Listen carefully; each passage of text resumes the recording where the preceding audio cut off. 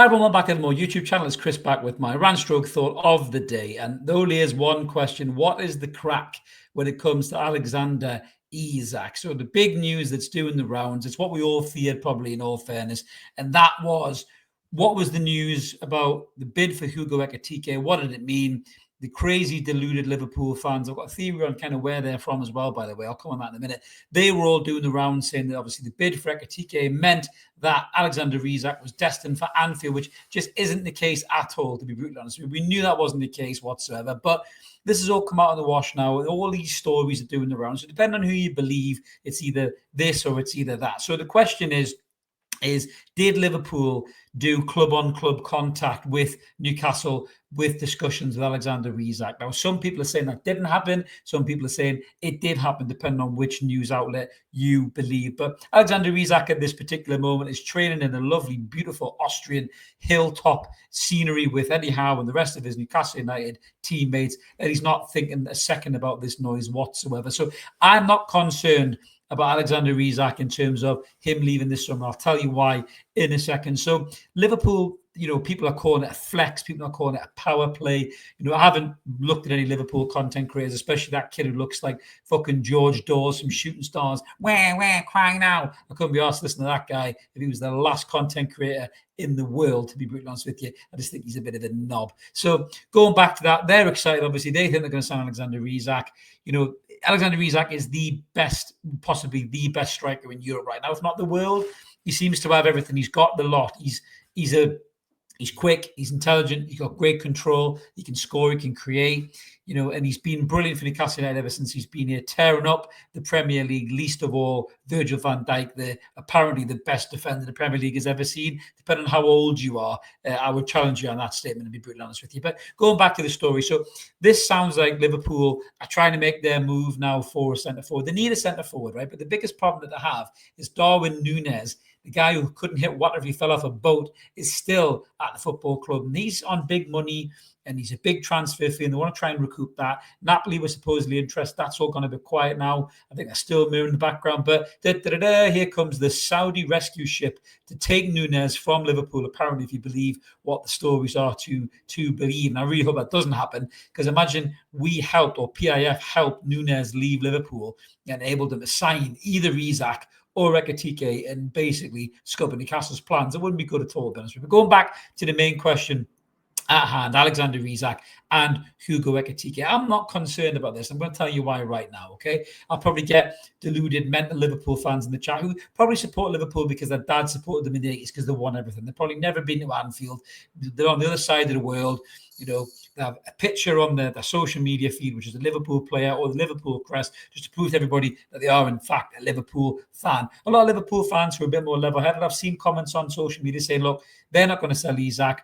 That means we go for Ekitike. And if that's what it means, that's what it means. And that's probably the most probable outcome I can see here, because Newcastle United made it abundantly clear, and Keith Downey's reported this on Sky Sports, the silver fox that is. I tell you what, look at Suave these days, Keith. I've had Keith on the channel before. What a ledge he looks, mate.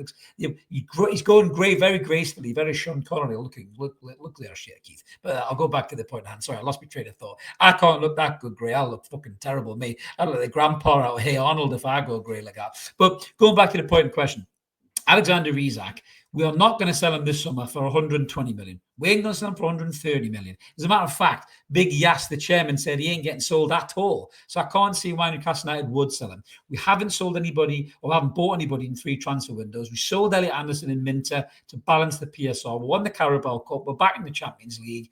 We are in a position of strength this summer where we can spend. We don't need to sell Alexander Isak. I've seen people going, oh, well, if you sell Alexander Isak, that cures your PSR problems in one hit. Yes, it does, but it also takes away arguably the best striker in world football, certainly if not world football Europe right now. And that's stupid because you need to spend 120 million quid to replace the lad, so you wouldn't be any further forward. So that ain't going to work. Now, I think the reason that Newcastle United have gone for Hugo Ekitike, I think, is because they were interested in the player 2 or 3 years ago. I don't think that interest has gone away. The player went to PSG, as was said in the live show the other night. Young French lad, PSG come calling. Of course you're going to go there. That's what happened. He went there, didn't quite work out for him. He went to Frankfurt. He's done really well. He scored loads of goals. We still kept an eye on him, still kept an interest in him.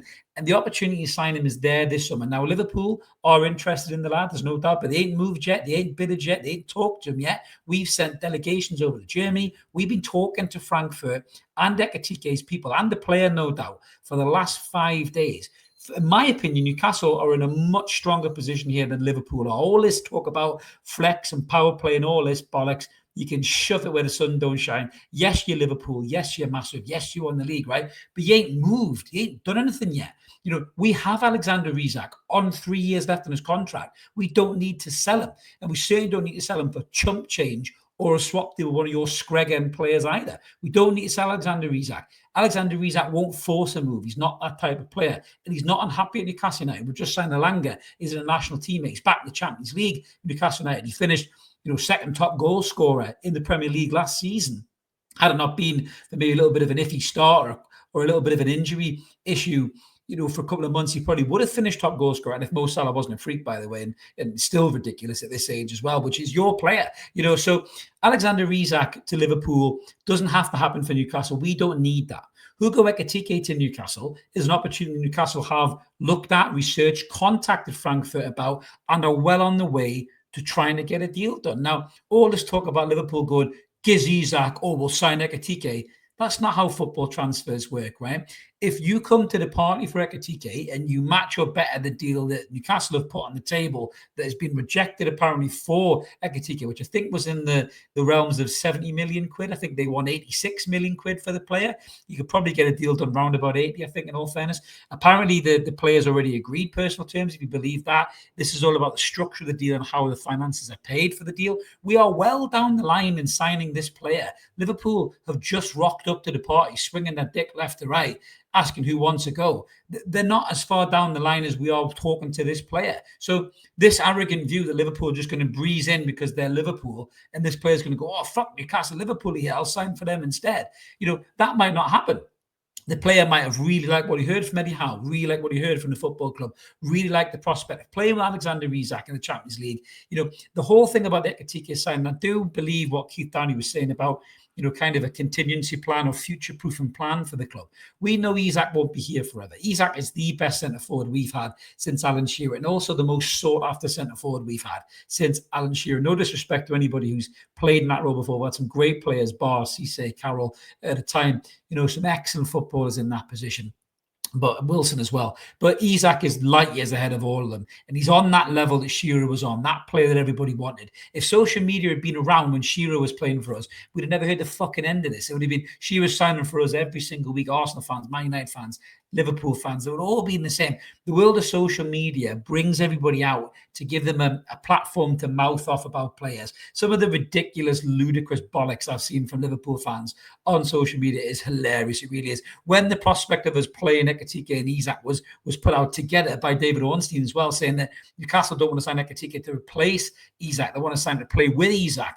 All this talk, they're too similar, they can't play together. I put a tweet out about how they said the same thing about Shearer and Ferdinand, and they all start coming back, they didn't win any trophies, though, did they? This is a football club who had fucking Ricky Lambert wearing the number 9 at one point. So maybe remember your history before you start throwing shade on two Newcastle United's quality centre-forwards who, by the way, I think are in the top 20 Premier League goal-scoring charts of all time. Who they got? They got Fowler and Michael Owen, possibly Mo Salah's in there as well. Outside of that, they ain't got anybody else. I think Newcastle end up having more players that played for them in that job. But I'm not trying to piss with Liverpool because they can piss much further than we can. They're a much more successful club. But the ridiculous head loss of Liverpool fans on social media is just the personification of how ridiculous a barometer social media is. If you were sitting having a pint with a level-headed Liverpool fan, level-headed Newcastle fan, having a conversation, right? They would say, of course we want Isak. Isak's class. Isak will be brilliant for us. And we'd be saying, of course you want Isak. But you've got to pay 150 million quid for him or you ain't going to get him. And they would say, fuck, that 150 million quid's quite a lot of money. We're probably going to have to sell either Darwin Núñez or Diaz or maybe both of them to fund that deal because that is a lot of money. Ekitike has a decision to make. Isak has a decision to make. We've never been tested for Alexander Isak yet. Nobody's come with a bid. It's all just been noise, smoke and mirrors. This is a big test right now to see whether Alexander Isak wants to stay and play for Newcastle United, for this football club. This is the first real test. So if Liverpool are trying to unsettle Isak, this is what they're trying to do. This is now up to Alexander Isak as a player to decide what he wants to do about this. And as the football club, what do the football club want to do about this? Do the football club want to knock this back and say he ain't for sale any cost? Is Isak saying, look, I'm happy here. I don't want to leave the football club. Next season, I think Isak might very well leave the football club next summer, because if we don't re-qualify for the Champions League and he has another season next season like he's had this last season, he'll be on even more radars. He'd only have 2 years left on his deal rather than 3 if he doesn't sign a new contract this summer. And that could still happen. Newcastle United could still get Alexander Isak to sign a new contract. So what do I think is going to happen here? I think the most likely outcome, probably knowing our look in the transfer market, is that Hugo Ekitike goes and signs for Liverpool and is their new number 9 spearhead in their attack, in the front 3 that they have with Diaz, Salah, and Ekitike. That's probably the most likely outcome here. Alexander Isak staying at Newcastle again, I think, is probably the most likely outcome, unless the player wants to move. Now, I think if the player wants to move, I think he wants to move to Barcelona, Real Madrid, maybe Bayern Munich, something like that. I don't think he wants to go to another team in England. I just don't see that with Isak. I really, really don't. Arsenal have been slavering all over him, for the last 2 years because of his comparisons to Thierry Henry. Liverpool been slavering over him probably for the last 6, 7, 8 months, a year now as well. And Isak played it really cool, as you would all expect him to do. And I just don't think he wants to go play for another team in England. I really don't. I think City would probably be the team he'd go to, but Haaland's there. If Haaland was to leave, maybe City would be a viable option for him to play under Pep. But I don't think he wants to go and play for those 2 other clubs. I genuinely don't. I think he wants Barcelona, Real Madrid, or Bayern Munich. And I think that's probably where he'll end up next summer if we don't qualify for the Champions League, which could be a real difficult task with all the football we've got to play and the size of the squad that we have. But yeah, when it comes to this whole scenario, the perfect scenario really would be Alexander Isak stays and we sign Hugo Ekitike. And that's not beyond the realms of possibility either. We're right down the line with this.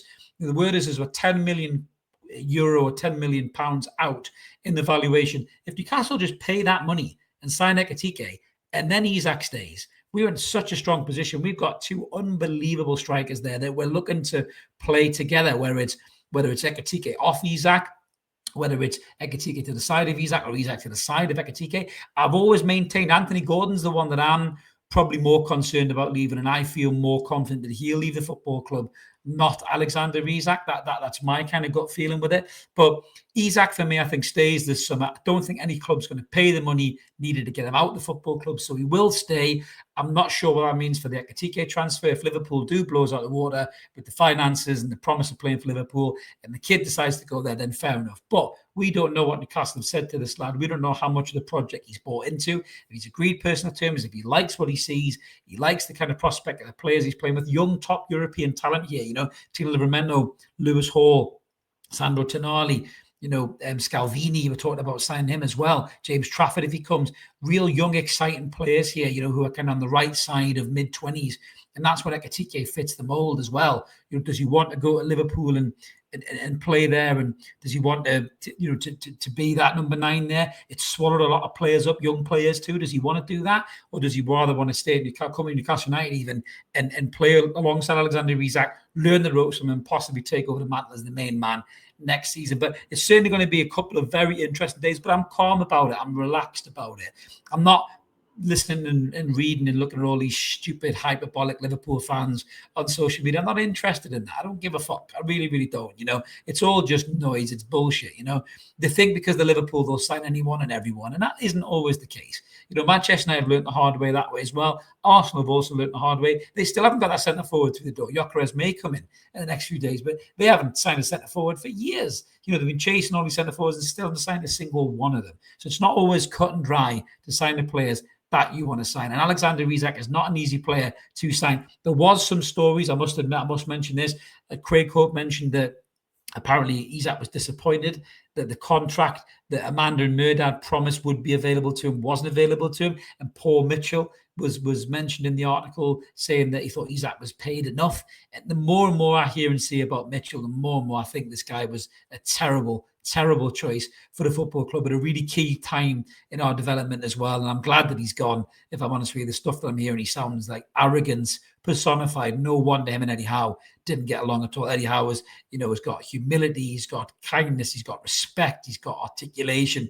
And Mitchell, to me, just sounds like one of them arrogant wanker salespeople who think that the dog's bollocks, and I know them. I can smell them underwater because I see them on a regular fucking basis with my non-podcast life. So believe you me when I think Mitchell matches all of the criteria to be that type of a guy. And it doesn't surprise me the Hope's done him over in that article as well. But let us know in the comments below what you guys think about Alexander Isak, about Ekitike. How do you feel about it? Do you think we're going to retain Isak and maybe get Ekitike? Do you think that we're right far down the line with that? Or do you think it's more likely Ekitike is now going to disappear somewhere else? We've been used as a bit of a springboard to coax people out for a bid, as seems to be the case with a lot of players, and Isak stays. Or are you worried? Do you think Isak may leave this summer? Let us know in the comments below what you think. Like and subscribe. Keep it ever more. We'll be back with some more banter soon. Thanks for watching. Have a good one. See you later. Cheers.